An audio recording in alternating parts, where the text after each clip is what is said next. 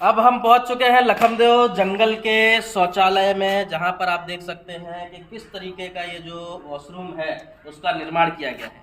ये भी हो सकता है कि कोई विदेशी तकनीक हो। यहाँ पर आप देख सकते हैं कि ये शटर पूरी तरीके से जंग लग चुकी है, बंद होगी नहीं।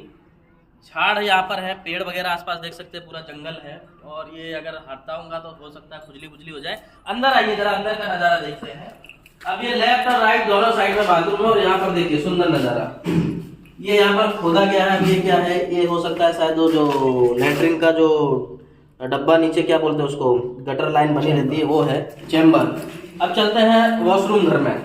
Wow, what a wonderful. ये देखिए पूरी तरीके से तोड़फोड़ उसकी हो चुकी है।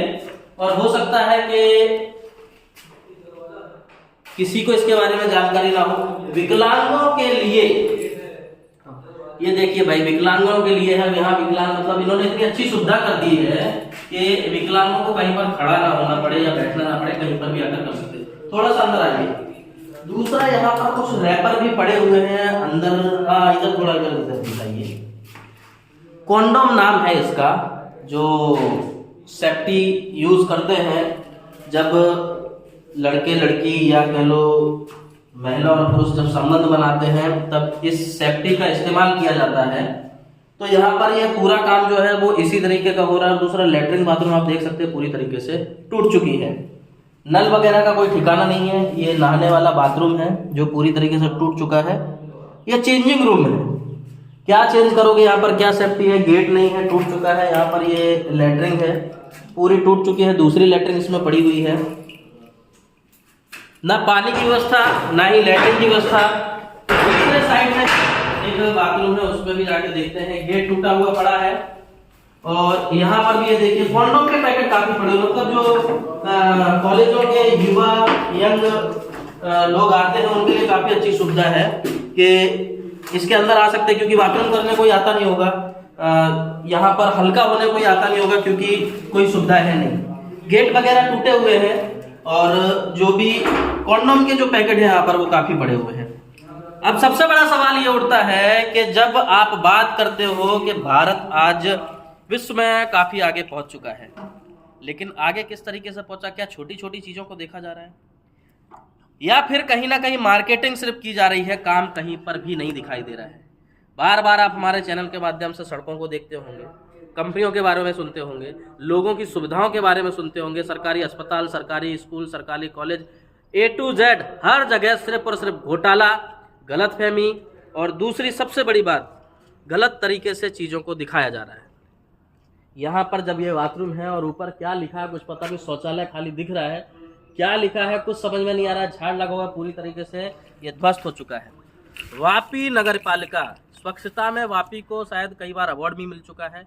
इससे पहले जब हमारे यहाँ कश्मीरा शाह जो अध्यक्ष थी, उनको भी अवार्ड दिया गया स्वच्छता को लेके, लेकिन सिर्फ और सिर्फ झूठ फैलाया जा रहा है, क्योंकि यहाँ पर किसी भी प्रकार की कोई सुविधा नहीं है, कोई स्वच्छता नहीं है, कोई सच्चाई नहीं है। सिर्फ और सिर्फ झूठ और झूठे वादे लोगों तक पहुँचाए जा रहे हैं। जनता भरोसा करती है, सरकार चुनती है, लेकिन वही सरकार, वही नेता उस जनता के साथ लगातार खिलवाड़ करते हैं, उनका मजाक बनाते हैं और उनको धोखा देते हैं।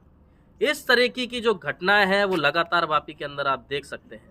इस वक्त हम मौजूद हैं जो लखनदेव गार्डन है, यानी कि जो जंगल है, उस लखनदेव गार्डन की हालत पूरी तरीके से रियल में जंगल जैसी हो चुकी है।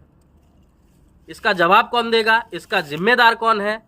क्योंकि नगर पालिका जो आज महानगर पालिका की ओर तत्पर है, कन्हूभाई देसाई के द्वारा, जो गुजरात के कैबिनेट मंत्री हैं, उनके द्वारा घोषणा कर दी गई है कि वापी महानगर पालिका में चला जाएगा। लेकिन किस तरीके का महानगर पालिका?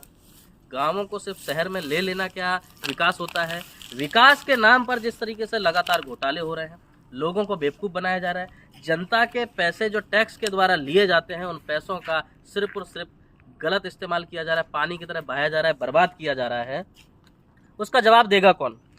जब भी कभी जब जवाब देने की बात आती है, जैसे हाल में ही एक डिबेट शो रखा गया था सालासर न्यूज़ के माध्यम से। उस डिबेट शो में बीजेपी के कुछ कार्यकर्ताओं ने मना कर दिया आने से। क्यों? क्योंकि विकास का वहाँ पर मुद्दा था, विकास की बात थी और विकास का जवाब देता कौन।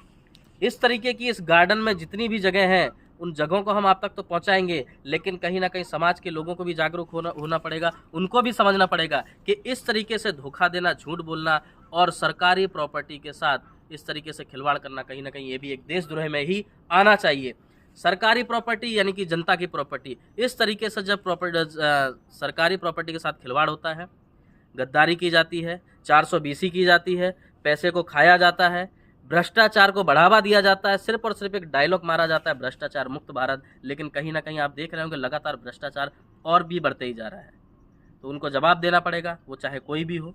हम लगातार इन खबरों को आप तक पहुंचाते रहेंगे। आपको भी जागरूक होना पड़ेगा और कहना पड़ेगा कि हिंदुस्तान मांग रहा है जवाब, वापी की जनता मांग रही है जवाब, और जवाब आपको देना ही पड़ेगा। जय हिंद, जय भारत।